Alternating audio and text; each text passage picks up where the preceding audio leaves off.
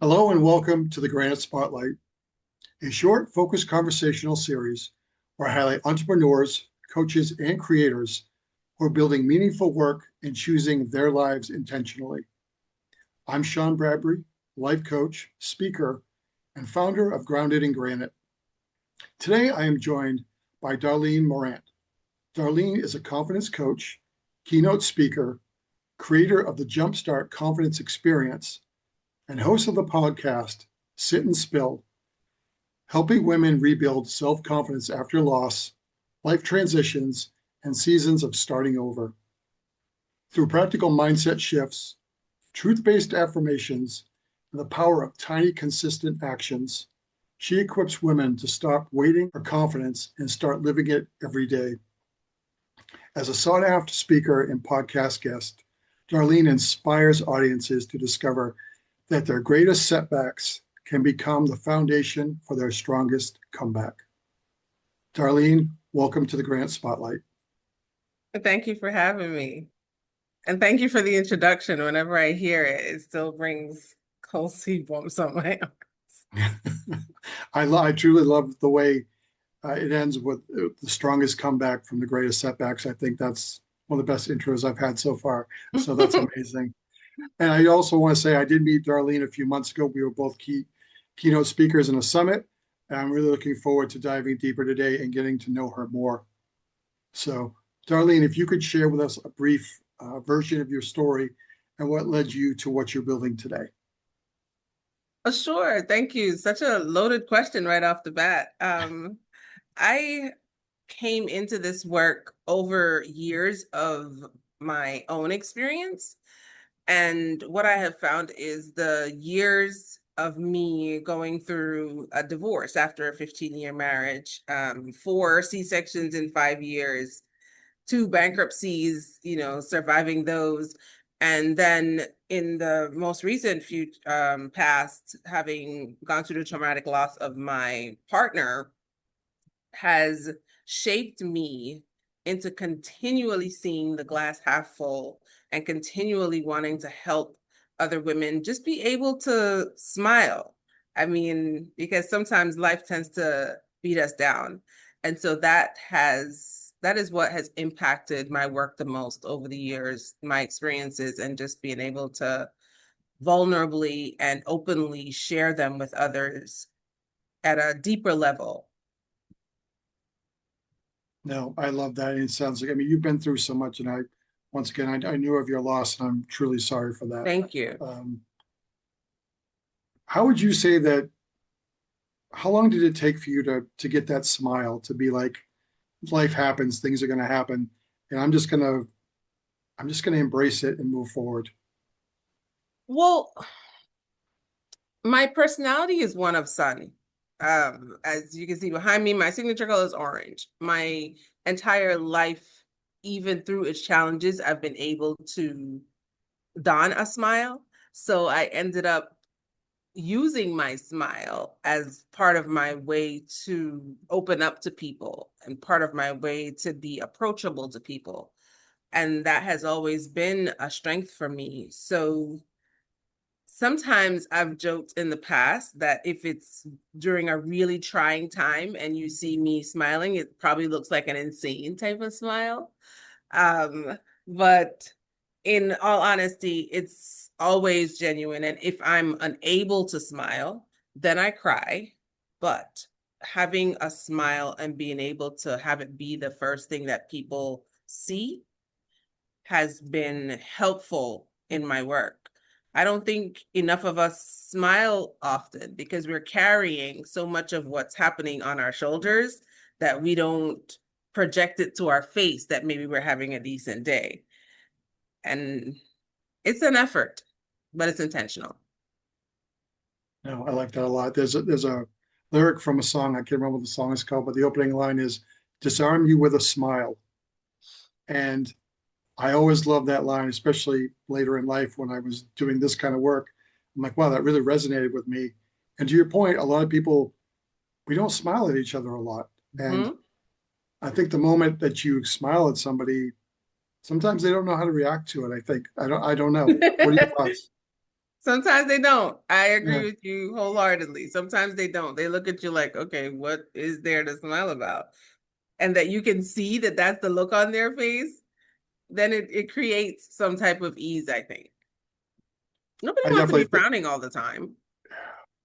Isn't it true that they say it takes more muscles to frown in the face than it does to smile? It does. It Yeah, does. And the smile actually exercises our face more than the frown. yeah. So, hey, I love that. I think, first of all, I think you have a beautiful smile regardless. thank And you.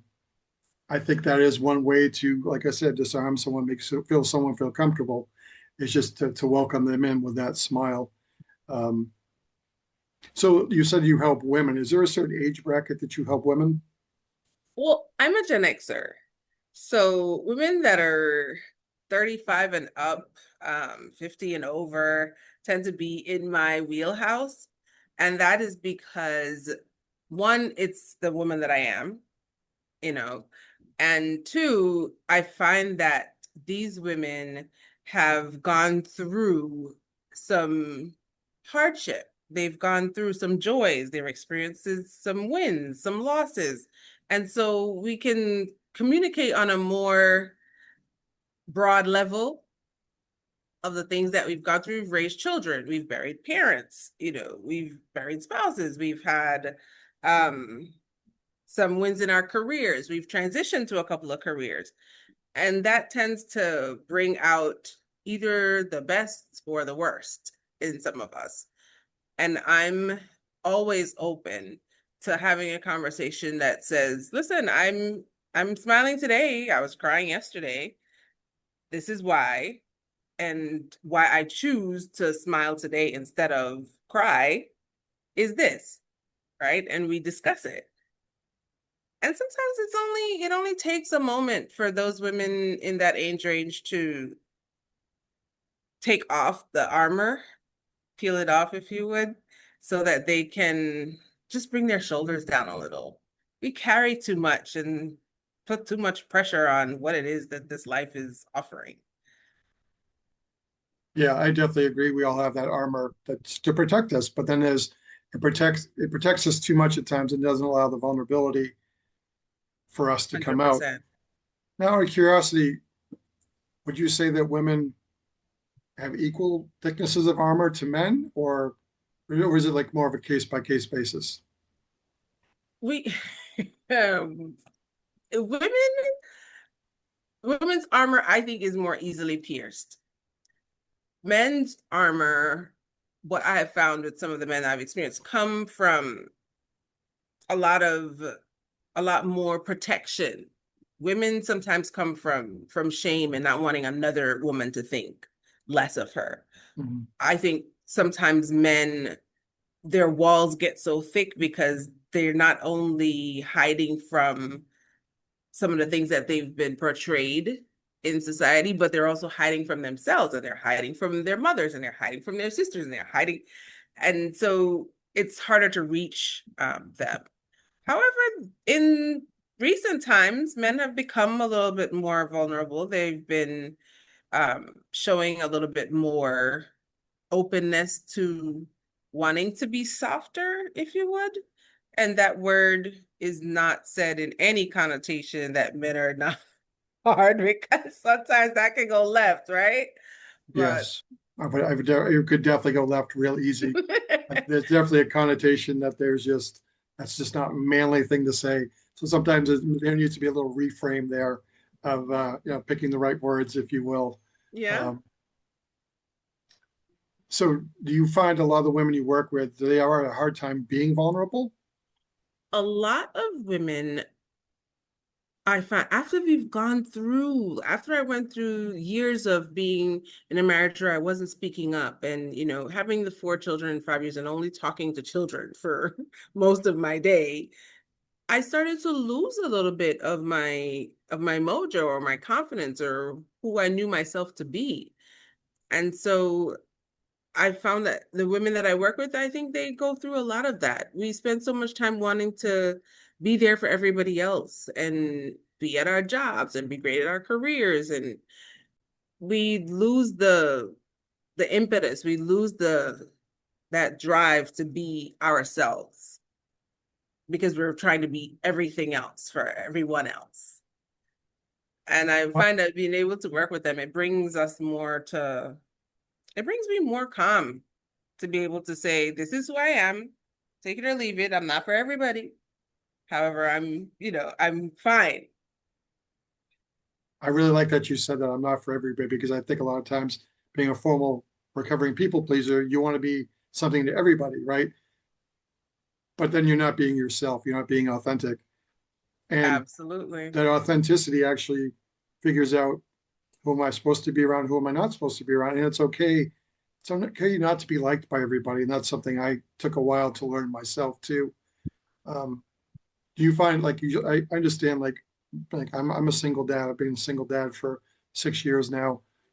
So you probably come across a lot of single moms too, that when you're a single mom, a single parent in general, you have to wear many different, roles. You're probably being both parents at the same time too. So I can understand why losing part of self definitely comes into it. And it sounds like part of your coaching and everything kind of brings them back to themselves. Definitely, we learn to come back to reminding of that confidence that we had before. And just tiny shifts. That's my method, is just tiny shifts of doing that. And for me, I need to always say that I have a very non-traditional way of parenting as a single parent, because when I got divorced, my ex-husband said that he wanted to keep the children. And so as not to drag my children through the court system at the time, and decide if we're splitting them up, you keep two, I keep two. All four of my children stay with their dad. And so they live with their father, and I have them for the longer breaks, the summer, the fall breaks, and when I'm in the States and I see them every weekend. However, that has given me a very non-traditional role as a single parent, because I'm not the custodial parent. And that I'm still searching as well for my community of women that have had to do it that way, because it's not mostly, like you said, you're a single dad, so you're in that role. You have custody of your daughter. And so now I would then be the mom talking to the other moms that have done that. And I have not met many of them that are willing to share their story. So that's why I continue to share mine and to approach it from a level of that I still exist. I'm still an amazing mom. And that took some getting used to. That took some rebuilding. That took some, reshifting of my confidence in order to feel that way. And that's why I continue to do this work. I definitely think there's a willingness and courage that you have to get to. Um, There is a willingness there. I listen, there are days I still have the covers over my head. Don't get me wrong, mm, because we all have those days. However, the consistency of the tiny shifts every day is what has built up now. I have a reservoir then that I can draw from when times get tough. Because if I continue to have stayed in that place, then I would just have disappeared. And I definitely did not want for my children to see that. So they initially were my driving force. And then the other women that I saw going through some of similar things. But it was just so at first, so my children could see that I'm a strong woman, and I'm a woman, and I'm make mistakes, and I'm a mom, and all the things. However, I still show up. I had a conversation about this the other day, talking about role modeling, emotions, and everything. Where are you at with being a mom and showing that I'm not always that strong person? Like, I have some days I'm down, and it's okay to say I'm down, and maybe, hey mom, what's going on, type of thing too. What are your thoughts about role modeling almost, all emotions? Not saying that you have to dump your emotions on somebody, but Hmm. also showing them that that's part of life. That, like, mom is strong and brave and all these things, but at the same time, mom has bad days too. Absolutely. And that's all in authenticity. I've been the parent that attempts to give my children as much truth for their age. And so when some of the bigger, heavier things have happened, when I got divorced, my children were younger. They were 5 years ago now. So right now I have four teenagers. So I'm at the space where I no longer sugarcoat, if you would, certain things for them. I'm real, I'm open. If I'm having a bad day, they can see it. If I'm gonna cry, or if I am crying, I show them. I don't go hiding into a corner. And so they know some days I'm vulnerable enough to need more support. Some days I'm great and they can have me for 20 hours. Other days, mommy needs a little time because it's a lot. I mean, living is a lot. However, the more life we have, the greater our responsibility, I think, to be vulnerable so that other people that cannot handle, because there are some people out here in our world that cannot cope. And that's not to say any less of them. That's just how they're made. That's just their makeup. And so it's our responsibility, I think, to carry some of the load for them. And if we're able, right? Yeah, I would agree. If we're able, we have to make sure our batteries charge first to take care of everybody. But I love the fact that you are modeling that for your kids. And to your point, yes, there are certain ages where you're not going to dump your problems on them. And as the kids become older, my daughter just turned 18, and I feel like we can have certain conversations, whether it be sometimes political or whatever, these conversations that we could have that we couldn't have had, in earlier years, And our which necks makes still break. I mean, they still say crazy things. Our But if we can stop our necks from turning all the way around like exorcists, we yeah, exactly. we might make it through. Oh, that's great. So this has been an awesome conversation. So before we wrap up, I want to know, what are you currently focused on that we should know about? Right now, I'm focused on Sit and Spill. I'm focused on the podcast and getting these deep conversations out to the globe. Weekly, I have about 6 to 8 women. It's been varying right now who comes on, who doesn't. However, it's a Zoom open conversation, so you need to get a link to it in order to come. But I have been looking now at Substack and things like that so that we can be on a more searchable platform where other women can find us. But those conversations have been so juicy. So I am focused on that. And they've been leading really well into my Jumpstart, because the Jumpstart comes from rebuilding and reunifying us with our confidence. So the conversations have been really juicy there. You should come sometime. I'm actually going to have invited guests as well starting soon. So I'm so happy and so excited to possibly have you on, because men have a different perspective and theirs deserves to be heard as well. We're not the only ones carrying the load. I would be more than happy to be a part of that.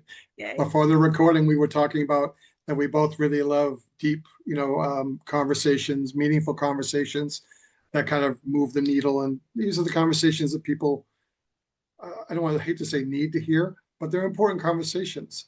Oh, they Um, need to hear that. right. Those words, never be afraid to say those words. They need to hear that we are out here struggling and challenged and winning just as much as our counterparts. And we need to be able to have those conversations so that other people know where to go. Yeah, that's a very good point. That's the old part of me retrieving a little bit. You know what I mean? It's like, No, no, no. You say it. You say it. And your podcast, Grounded in Granite, I mean, the words of the title speak for itself. So being able to do what it is that you do is tremendous. And I'm honored. I'm so proud of you. well, I appreciate that. I really look forward to more conversations down the road. Darlene, thank you so much for your time today. This has been an amazing conversation. Thank you. And you have an amazing rest of your day. So if this conversation resonated with you like it did with me today, please feel free to reach out to Darlene or myself. You can also leave a comment or a question below. And thank you so much for joining us today. A life you want is built one choice at a time. Take care.